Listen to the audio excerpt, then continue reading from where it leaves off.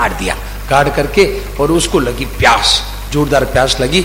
तो वो क्या हुआ कि उसने सोचा कि प्यास लग रही है, तो गांव में आया। तो गांव में वहाँ क्या है कि कथा बच रही थी, तो कथा में एक मंदिर था, मंदिर में आकर के बैठ गया।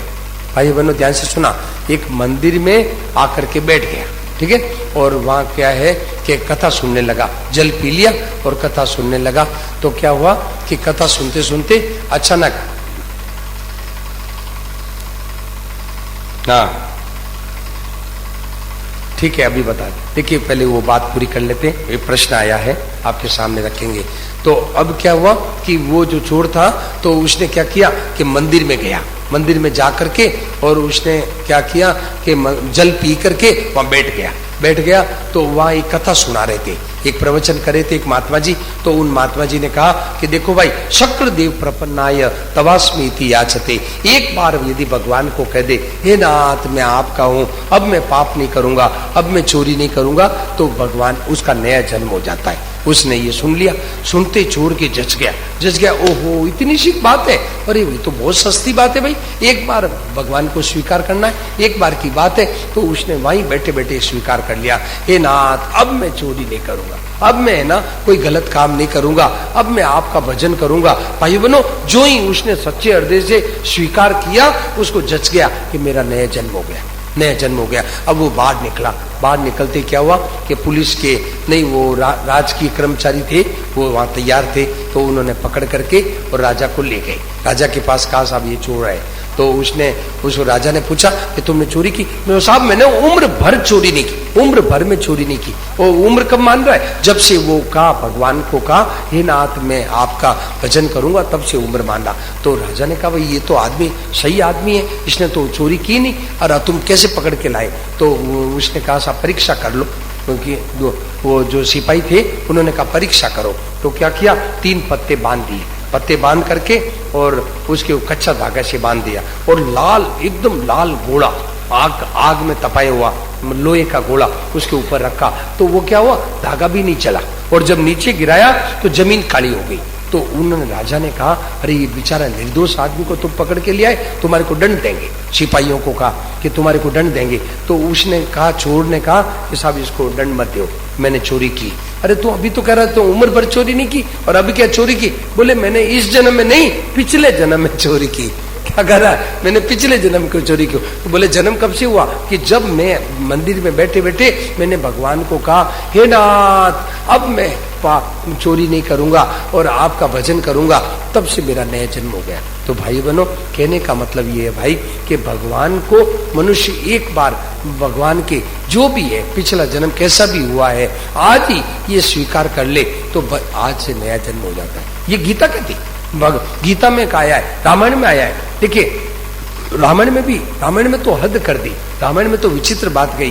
क्या कहा, कोटि विप्रवद लागई जाऊ, कोटि विप्रवद लागई जाऊ, आए शरण तजऊ नहीं ताऊ, आए शरण तजऊ नहीं ताऊ। ये बात भाई बनो, कोटि विप्रवद ला गई जाओ, करोड़ों ब्राह्मणों को मार करके भी भगवान के शरण में आ जाए, भगवान कहते मैं नहीं छोड़ूंगा। और गीता में कहा, गीता में विचित्र बात कह दी, गीता कहती है अपिचे सुदुराचार। हाँ क्या विचित्र बात। देखिए भगवान कितने जोरदार बात कहते हैं, अपिचे सुदुराचारो भजते माम अनन्य भाग। अरे भाई कितना ही भयंकर से भयंकर दुराचारी हो, पापी, अन्यायी, मतलब चोरी करना, व्यभिचार और हिंसा सब कुछ किया हुआ है, सब कुछ, कोई कुछ बाकी नहीं रखा, सब कुछ अन्याय, अत्याचार, मतलब धोखा, व्यभिचार सब कर लिया। तो भाई बनो, तो भी वो भी भजते माम अनन्य भाग। आज विचार कर ले हे नाथ अब मैं भजन करूंगा, तो भगवान कहते साधु रेव समंतव्य, उसको साधु मान ले, उसको साधु। अरे महाराज साधु कैसे मान ले, अभी भी अन्याय कर रहा है, अभी भी पाप कर रहा है। तो भगवान कहते क्षिप्रम भवती, वो जल्दी धर्मात्मा हो जाएगा। अरे तो धर्मात्मा हो जाएगा, क्या उस आगे कुछ मिलेगा? बोले हाँ। क्या? क्षिप्रम भवति धर्मात्मा, तो क्या मिलेगा उसको? शाश्वत शांति, सदा रहने वाली शांति उसको मिल जाएगी, सदा रहने वाली शांति उसको मिल जाएगी। और शाश्वत शांति निगच्छति। और ये कह दिया कौनते ये प्रतिजानी न में भक्त प्रणश्यति। अरे अर्जुन तू प्रतिज्ञा कर, क्या? कि मेरे भक्त का नाश नहीं होता, मेरे भक्त का पतन नहीं होता। तू प्रतिज्ञा कर ले।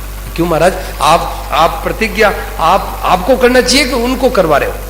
अर्जुन को क्यों करवा रहे हो? आपको करना चाहिए। तो भगवान कहते हैं देखो भैया, मैं भक्तों के आगे, ध्यान से सुना, भगवान की एक बात विचित्र है। क्या?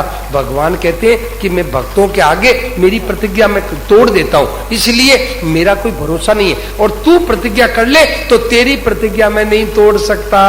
भक्तों की प्रतिज्ञा भगवान तोड़ते नहीं है, इसलिए भगवान कहते हैं कि तू प्रतिज्ञा कर अर्जुन कि न मैं भक्त प्रणश्यति। कौन ते प्रतिजानी न मैं भक्त प्रणश्यति, मेरे भक्त का पतन नहीं होता, मेरे भक्त का। तो भाई बनो, भगवान की ऐसी ऐसी विचित्र बातें हैं। तो भाई तो कैसे ही जीवन बीता हो, आपका भूतकाल कैसे ही बीता हो, इसका भक्ति से कोई मतलब नहीं। बस आज ही अभी विचार कर लें, हे नाथ मैं आपका हूँ, जैसा ही हूँ प्रभु, अब आपका हूँ, अब आपका भजन करूंगा तो नया जन्म हो जाता है, नया जन्म हो जाता है। अब देखिए प्रश्न आया, बड़ा अच्छा प्रश्न आया कि संसार का असर कैसे छूटे। देखो भाई, संसार का असर कैसे छूटे, ये प्रश्न है। सच देखिए, इसको मिटाने के लिए आजकल में 5 उपाय आते हैं ध्यान में। देखिए, संसार का असर कैसे मिटे, इसके लिए 5 उपाय आप ध्यान से सुने। एक तो ये है कि सत्संग करें, नियमित रोजाना सत्संग करे। तो भाई बनो, सत्संग में ऐसी ऐसी युक्तियां आती है जिससे संसार का असर कम हो जाता है, और कम होते होते मिट जाता है। ये पहला सबसे बढ़िया उपाय क्या है? सत्संग। रोजाना नियमित सत्संग करे तो सत्संग से आदमी का असर, संसार का असर एकदम छूट जाता है, और मतलब भगवान का असर हो जाता है, भगवान का महत्व मनुष्य के समझ में आ जाता है, संसार का असर खत्म हो जाता है। एक बात। दूसरा है भगवान को पुकारे, ये भगवान की पुकार, ये संसार के असर छोड़ाने के लिए भगवान की पुकार बड़ी जोरदार है। देखिए, जब लग गज जिन्होंने भगवान को पुकारा, भगवान ने उनको है ना सब कुछ काम कर दिया। तो ये दूसरा उपाय, भगवान की पुकार। तीसरा उपाय ये है कि गरीबों की, दीन दुखियों की और सबका हित करे, सबका भला चाहे। तो क्या होगा? संसार का असर अपने आप छूट जाता है, संसार का है ना महत्व छूट जाता है। दूसरों के हित करने से, दूसरों का उपकार करने से अपने में भीतर में त्याग का महत्व आ जाता है, त्याग आ जाता है। दूसरों का हित करो, दूसरों की सेवा करने से अपने भीतर में त्याग आ जाता है, तो संसार का असर छूट जाता है। ये संसार का असर क्या है? ये संसार का असर है ये भोग बुद्धि, संग्रह बुद्धि। तो जब दूसरों का हित करेंगे अपना असर अपने आप ही छूट जाएगा। तो ये तीसरा उपाय। चौथा उपाय है गहरा विचार करें, बार बार विचार करे कि ये संसार का असर है। भाई बहनों, ये विचार से भी छूटता है। विचार पूर्वक गहरा विचार करे कि भाई ये संसार का असर है, मुझे बार बार जन्म मरण में ले जाएगा, इससे फायदा क्या है? इससे मिलता कुछ नहीं है, सिवाय नुकसान के कुछ भी फायदा नहीं है। ऐसे गहरा विचार करे तो ये असर छूट जाता है। ये चौथा उपाय। और 5वां उपाय है ये है कि भाई बहनों, 5वां उपाय है कि भक्ति में लग जाए, भगवान के नाम जप में, कीर्तन में, और मतलब लीला में, पद में, लीला मतलब है ना, नाम रूप लीला गुण धाम, इसमें लग जाए तो भगवान का जितना भगवान में तल्लीनता से लग जाएगा, उतना संसार का रस, संसार का असर अपना फीका पड़ जाएगा।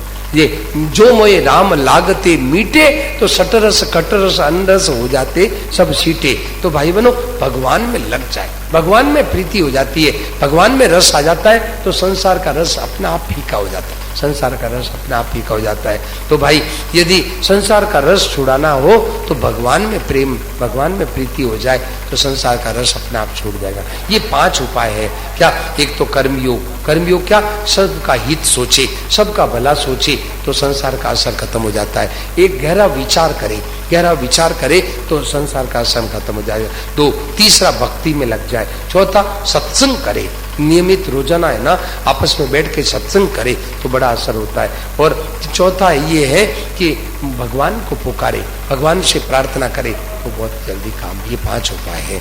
अब दूसरा प्रश्न है अपने स्वरूप का बोध कैसे हो। देखिए भाई, अपने स्वरूप का बोध कैसे हो, बड़ी सुंदर बात बताई, बड़ी अच्छी बात कही कि ये प्रश्न आया कि अपने स्वरूप का बोध कैसे हो। तो देखिए भाई बहनों, सीधी सादी बात है कि जो आपका स्वरूप नहीं है उसको छोड़ दो, उसका त्याग कर दो, उसको अपना स्वरूप मत मानो, तो अपने स्वरूप का बोध हो जाएगा। अपने स्वरूप का बोध हो जाएगा। जो ये क्या हाड़ मास, ये शरीर मैं हूं, क्या शरीर ये शरीर मेरा स्वरूप है, क्या मन मेरा स्वरूप है, क्या बुद्धि मेरी स्वरूप है, क्या इंद्रिय मेरी स्वरूप है। जो अपना स्वरूप नहीं है उसको छोड़ दो, आपकी चीज अपने आप को समझ में आ जाएगी, आपका स्वरूप का बोध हो जाएगा। अपने स्वरूप का बोध करने के लिए मन लगाने से स्वरूप का बोध असली नहीं होता है। मन बुद्धि लगाने से स्वरूप का बोध नहीं। जो आप मन में नहीं हो, बुद्धि में नहीं हो, इंद्रिय में नहीं हो, शरीर में नहीं हो, इनको मैं मत मानो, तो अपना बोध है वो प्रकट हो जाएगा, अपने आप समझ में आ जाएगा। जैसे एक उदाहरण देते हैं, एक आदमी क्या हुआ कि एक परिवार था, तो उसमें उसका बेटा था। वो बेटा क्या है कि कई वर्षों से आसाम में रहता था, आसाम में कई वर्षों से रहता था। तो वो क्या है 15 वर्षों के बाद में आया, 15 वर्षों के बाद घर आया। तो माँ ने उसको कहा कि बेटा जाओ अपने वहाँ जो मैदान है, गांव का मैदान है, उसमें अपनी 5 गायें हैं, वो गायों को ले आओ। अब उसको, वो तो बेचारा आसाम में 15 साल से रहता है, उसको पता ही नहीं अपनी गाय कौन सी है। तो वो क्या गया, तो भी गया और जाकर के वहाँ मैदान, गांव का मैदान था, गांव के मैदान में जाकर के और कोई गायों को लेके आने लगा। तो लोगों ने कहा नहीं ये तुम्हारी गाय नहीं है, ये तुम्हारी गाय नहीं है, इसको मत ले जाओ। तो वो दूसरी गाय को लाने लगा, बोले नहीं ये भी गाय तुम्हारी नहीं है। तो तीसरी गाय को, ऐसे कई गायों को लाने लगा। लोगों ने कहा नहीं ये नहीं है, लोगों ने कहा ये नहीं है। तो सबने अपने अपनी गायें हटा ली, तो पीछे 5 गायें बची, उसको लेके आ गया। तो माँ ने आश्चर्य किया कि तू तो है ना, तेरे को पता ही नहीं, तू तो वहाँ आसाम में रहता, तेरे को क्या पता। तो उसने कहा कि लोगों ने अपनी अपनी गायें हटा ली, ये नहीं। तो आखिर में 5 गायें बची, उसको मैं लेके आ गया। तो भाई बनो, ऐसे ही भाई ये मन मेरा स्वरूप नहीं, बुद्धि मेरा स्वरूप नहीं, इंद्रिय मेरा स्वरूप नहीं, शरीर मेरा स्वरूप नहीं। तो जो मेरा नहीं है उसको अलग अलग कर दो, तो अपना स्वरूप पीछे रह जाएगा, अपना स्वरूप अपने आप रह जाएगा। तो ये है स्वरूप के बोध का सबसे बढ़िया उपाय है कि जो अपने नहीं है उसको अलग कर दो, तो अपना स्वरूप अपना आप ही पीछे बच जाएगा। क्यों, वो तो अपना स्वरूप है। भाई बनो, जो बिछुड़ता है, मिलता और बिछुड़ता है, वो अपना स्वरूप नहीं है। ये खास बात है। जो मिलता और बिछुड़ता है वो, देखिए भाई, अपने स्वरूप कौन होता है, ध्यान से सुना। अपने स्वरूप को हम छोड़ भी नहीं सकते, अपने स्वरूप का हम त्याग नहीं कर सकते। तो जो हमारे साथ न रहे, और जो हमारे साथ न रहे, जिस पर हमारा बस न चले, वो अपना नहीं है। तो अपना नहीं है उसको छोड़ दो, अपना पीछा है वो अपना बच जाएगा। ये बात है। तो भाई भगवान को पुकारे, भगवान में लग जाए। भाई बनो, ये सार बात है। जल्दी से देखिए, सबसे बढ़िया उपाय क्या है, भगवान के नाम में लग जाए, भगवान के भजन में लग जाए। देखिए संतों ने क्या कहा, संतों ने एक बात कही, बजले हरि को एक दिन तो है जाना, बजले हरि को एक दिन तो है जाना, जीवन को यदि सफल बनाना, बजले हरि को एक दिन तो है जाना, बजले हरि को एक दिन तो है जाना। किसका गुमान करे कुछ भी न तेरा, किसका गुमान करे कुछ भी न तेरा, 2 दिन आए रैन बसेरा, 2 दिन काए रैन बसेरा, खाली हाथ आया नाथ जाना, भजले हरि को एक दिन तो है जाना, भजले हरि को एक दिन तो है जाना। पांच तत्व की बनी तेरी काया, पांच तत्व की बनी तेरी काया, काया में तेरे हरि है समाया, काया में तेरे हरि है समाया। उसे ढूंढने को नहीं, उसे ढूंढने को नहीं दूर है जाना, भजले हरि को एक दिन तो है जाना, भजले हरि को एक दिन तो है जाना।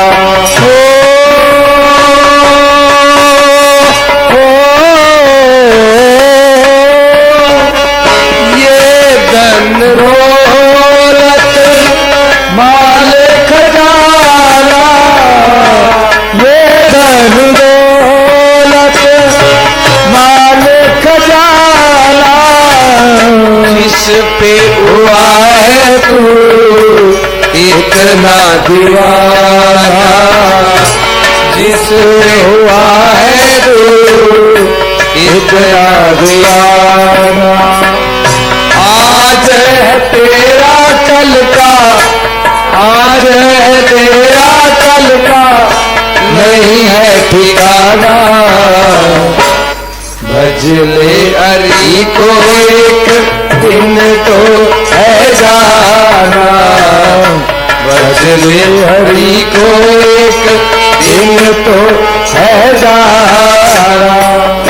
हरि नाम की एक जोड़ी जगा ले, हरि नाम की एक ज्योति जला ले, जो कुछ किया है उसे तो बुला दे, जो कुछ किया है उसे तो बुला दे। दास कहे वर, दास कहे वर मूर्ति हटाना, भजले हरि को एक दिन तो है जाना, भजले हरि को एक दिन तो है जाना। जीवन को यदि, जीवन को यदि सफल बनाना, भजले हरि को एक दिन तो है जाना, भजले हरि को एक दिन तो है जाना। ये बात तो भाई बनो, देखिए भाई मौका है, मौका है। 7 दिन का प्रोग्राम था, देखते देखते 1 दिन निकल गया, अब सिर्फ 6 दिन बचे, 6 दिन बचे। तो भाई बनो, भाई लगन से अपने आप लोग आवे तो अपन लोग बैठ करके भगवान की चर्चा करें, संत महापुरुषों की बातों पर विचार करें, तो आपका हमारा सबका लाभ है। तो भाई बनो, अब देखिए एक बात और सुन ले कि यहाँ 3 समय कार्यक्रम चलता है, 3 समय कार्यक्रम चलता है। सुबह 5 बजे से लगभग 5:30। गोविंद हरे गोपाल हरे गोविंद हरे गोपाल हरे, जय जय प्रभु दीन दयाल हरे, जय जय प्रभु दीन दयाल हरे, जय जय प्रभु दीन दयाल हरे, जय जय प्रभु दीन दयाल हरे। गोविंद हरे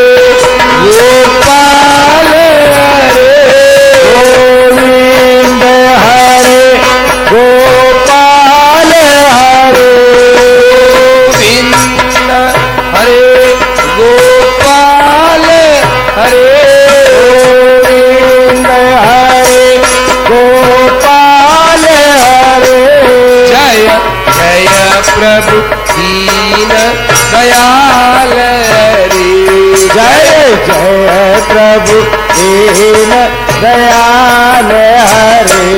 जय जय प्रभु दीन दयाल हरे। जय जय प्रभु दीन दयाल हरे। गोविंद हरे गोपाल हरे। गोविंद हरे गोपाल हरे। जय जय प्रभु दीन दयाल हरे। जय जय प्रभु दीन दयाल हरे। जय जय प्रभु दीन दयाल हरे। जय जय प्रभु दीन दयाल हरे। गोविंद हरे गोपाल हरे। गोविंद हरे गोपाल हरे। गोविंद हरे गोपाल हरे। गोविंद हरे गोपाल हरे। जय जय प्रभु दीन दयाल हरे। जय जय प्रभु दीन दयाल हरे। जय जय प्रभु दीन दयाल हरे। जय जय प्रभु दीन दयाल हरे। जय जय प्रभु दीन दयाल हरे। जय जय प्रभु दीन दयाल हरे। जय जय प्रभु दीन दयाल हरे। जय जय प्रभु दीन दयाल हरे। गोविंद हरे गोपाल हरे। गोविंद हरे गोपाल हरे। गोविंद हरे गोपाल हरे। गोविंद हरे गोपाल हरे। जय जय प्रभु दीन दयाल हरे। जय जय प्रभु दीन दयाल हरे। जय जय प्रभु दीन दयाल हरे। जय जय प्रभु दीन दयाल हरे। जय जय प्रभु दीन दयाल हरे।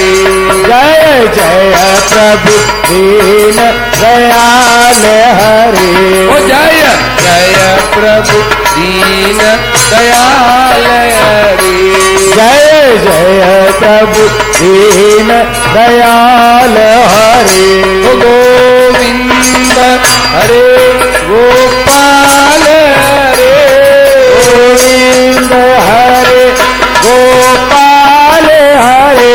गोविंद हरे गोपाल हरे। गोविंद हरे गोपाल हरे। जय जय प्रभु दीन दयाल हरे। जय जय प्रभु दीन दयाल हरे। जय जय प्रभु दीन दयाल हरे। जय जय प्रभु दीन दयाल हरे। श्यावर रामचंद्र भगवान भगवान की जय। और मुकुट बंसी बंसी वाले की जय। अब सुबह है, आप लोग परमानंदम कृष्णं वंदे जगद्गुरु। श्री कृष्णं वंदे जगद्गुरु। अब 22वां श्लोक। वासांसि जीर्णा नियथा विहाय नवानि गृह्णाति नरोपराणि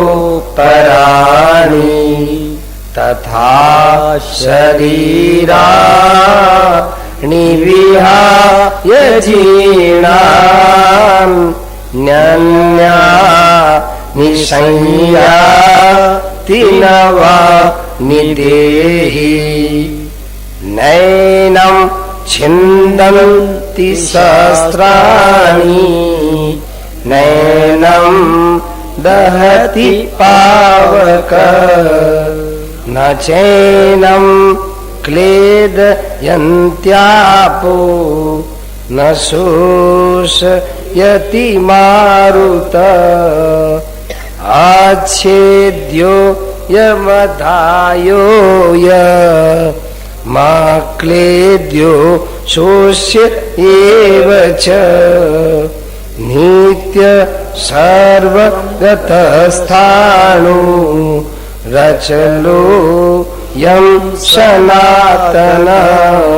25वां श्लोक 25वां श्लोक अव्यक्तो यमचिन्त्यो यमविकार्यो यमुच्यते तस्मादेवं विदित्वैनं नानुशोचितुमर्हसि अथ चैनं नित्यजातं नित्यं वा मन्यसे मृतम् तथापि त्वं महाबाहो नैवं शोचितुमर्हसि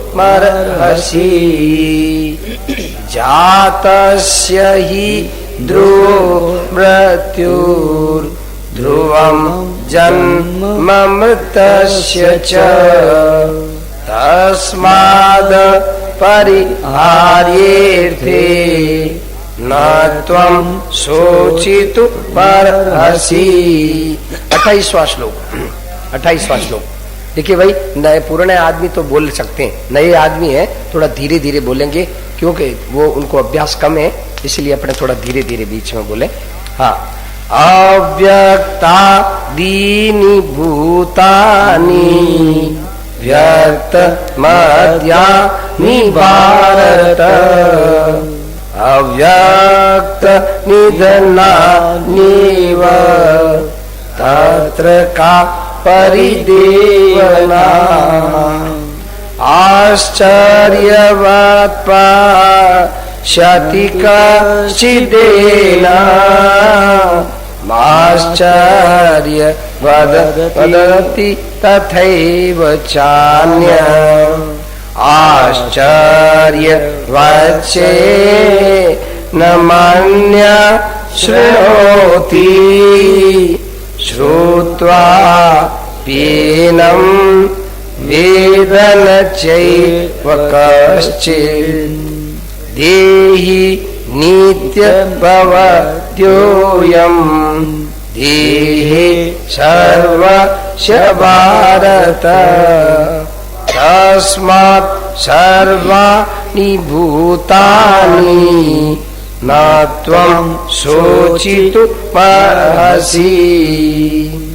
स्वधर्ममपि चावेक्ष्य न विकम्पितुमर्हसि धर्म्याधियुक्ता श्रेयोऽन्यत् क्षत्रियस्य न विद्यते। 31वां श्लोक वापस बोलना है। स्वधर्ममपि चावेक्ष्य न विकम्पितुमर्हसि धर्म्याधियुक्ता श्रेयोऽन्यत् क्षत्रियस्य न विद्यते। वसुदेव सुतं देवं कंस चाणूरमर्दनं देवकी परमानन्दं कृष्णं वन्दे जगद्गुरु श्री कृष्णं वन्दे जगद्गुरु। अब हिंदी में है जो स्तुति, हिंदू में धीरे धीरे एकदम भाव बना करके बोलना है, बड़े प्रेम से बोलना है। हिंदी में स्तुति है, ऐसा भाव बनाना है कि भगवान मेरे सामने खड़े हैं, भगवान खड़े हैं और भगवान को मैं सुना रहा हूं। हाँ, पेज नंबर 179, पेज नंबर 179 है। हाँ, ये जिल्द वाली पुस्तक है, इसमें 179 पृष्ठ, 179 पृष्ठ पर है भाई, है जी। हाँ, पुराने में 99 नंबर, 99। प्रार्थना है कि आप मुझे प्यारे लगें, केवल यही मेरी मांग है और कोई मांग नहीं। हे नाथ, अगर मैं स्वर्ग चाहूं तो मुझे नरक में डाल दें, सुख चाहूं तो अनंत दुखों में डाल दें, पर आप मुझे प्यारे लगें। हे नाथ, आपके बिना मैं रह न सकूं, ऐसी व्याकुलता आप दे दें। हे नाथ, आप मेरे हृदय में ऐसी आग लगा दें कि आपकी प्रीति के बिना मैं जी न सकूं। हे नाथ, आपके बिना मेरा कौन है, मैं किससे कहूं और कौन सुने। हे मेरे शरण, मैं कहाँ जाऊं, क्या करूं, कोई मेरा नहीं। मैं भूला हुआ कईयों को अपना मानता रहा, उनसे धोखा खाया, फिर भी धोखा खा सकता हूँ। आप बचाएं। हे मेरे प्यारे, हे अनाथनाथ, हे अशरण शरण, हे पतित पावन, हे दीन बंधु, हे आरक्षित रक्षक, हे आत्रत्राण प्राण, हे निराधार के आधार, हे आकरण करुणा वरुणालय, हे साधनहीन के एकमात्र साधन, हे असहाय के सहायक, क्या आप मेरे को जानते नहीं, मैं कैसा भग्न प्रतिज्ञ, कैसा कृतघ्न, कैसा अपराधी, कैसा विपरीतगामी, कैसा करण प्राण हूँ।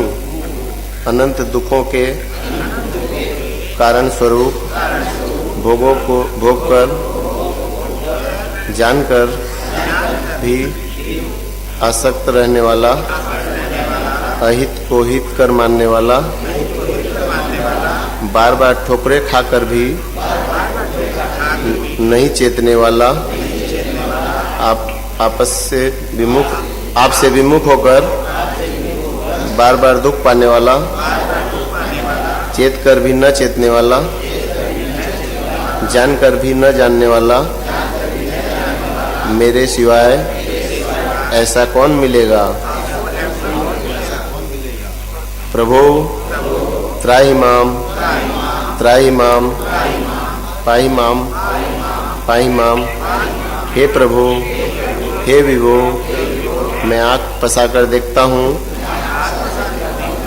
तो मन बुद्धि प्राण इंद्रियां और शरीर भी मेरे नहीं हैं, फिर वस्तु व्यक्ति आदि मेरे कैसे हो सकते हैं। ऐसा मैं जानता हूँ, कहता हूँ, पर वास्तविकता से नहीं मानता।